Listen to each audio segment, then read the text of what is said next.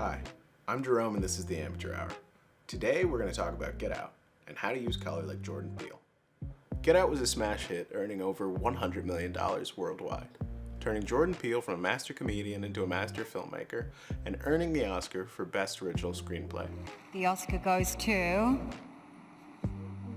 Jordan Peele, Get Out. Critics and academics alike dissected Get Out. They picked its bones clean, plumbing its depths to find out everything they could about the coagula, the deer, and of course the sunken place. Now you're in the sunken place. There have been so many video essays and normal essays about what Get Out means that at this point, I'm sure you're afraid that I'm about to beat a dead horse. But there's one thing in Get Out that I love, that I've never heard anyone talk about. The color. Specifically, red and blue. Now the use of red and blue isn't anything new. In fact, it's a common color opposition, but what Peele does with color is use red as a signifier of whiteness and blue as blackness. So with that in mind, let's look at a couple things from Get Out.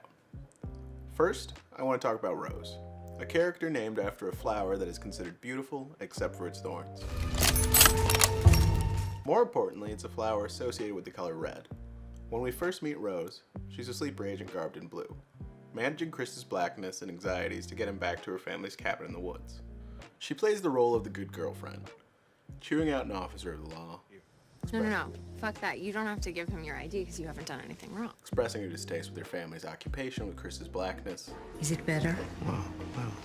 Wow. She makes sure that we understand she gets it. What is his problem? He's never treated any of my boyfriends that way. Ever, ever, ever. All while wearing blue or black, a dark, cool color that we've come now to associate with blackness.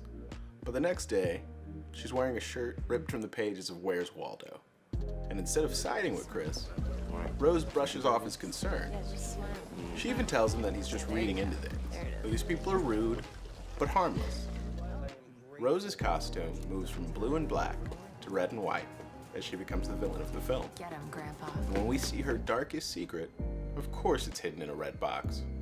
Another important moment to note is Lakeith Stanfield's second appearance in the film. After he's gone from the hip Andre to the dour Logan King, we see Logan wearing a brown suit, something meant to symbolize a white man wearing a black man. But the band around his hat is the important thing that Chris sees. It's the blue representing his blackness in the sea of white. Of course it is. When Chris approaches him, however, his wife quickly intervenes to make sure that Logan's okay and asks him to take a red bandana or a red handkerchief and hide it within his suit, placing the whiteness beneath the black skin. But what ties together this theory on red and blue is really a line from the original script that was taken out. Okay, so, you see the blue part? That's the piece of your brain that's all rooted in the nervous system. So that stays, keeping those tricky little connections intact. The rest is discarded. Then they'll remove the red part of my brain from my skull and put it in yours. Your blue and my red basically absorb each other. And apparently the brain heals surprisingly fast. So assuming everything goes as planned, we should be up and functioning in a couple weeks. So now you might be asking, Jerome, why is she wearing white at the end? Shouldn't she be redder than Satan?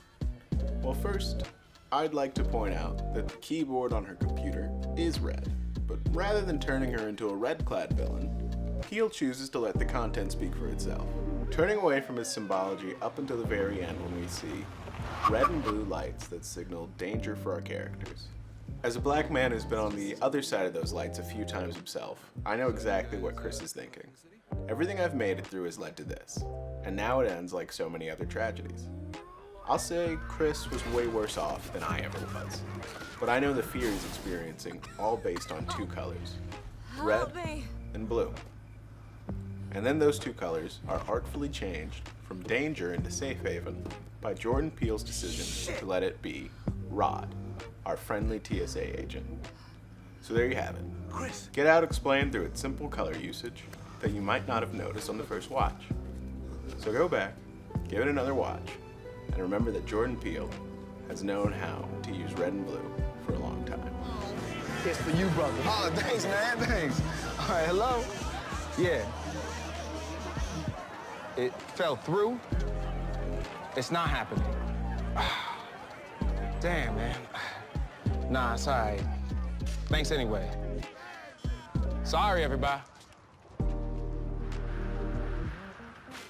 So what are some of your favorite uses of color in film?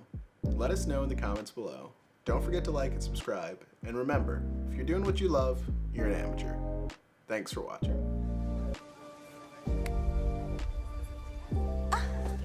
Goodbye.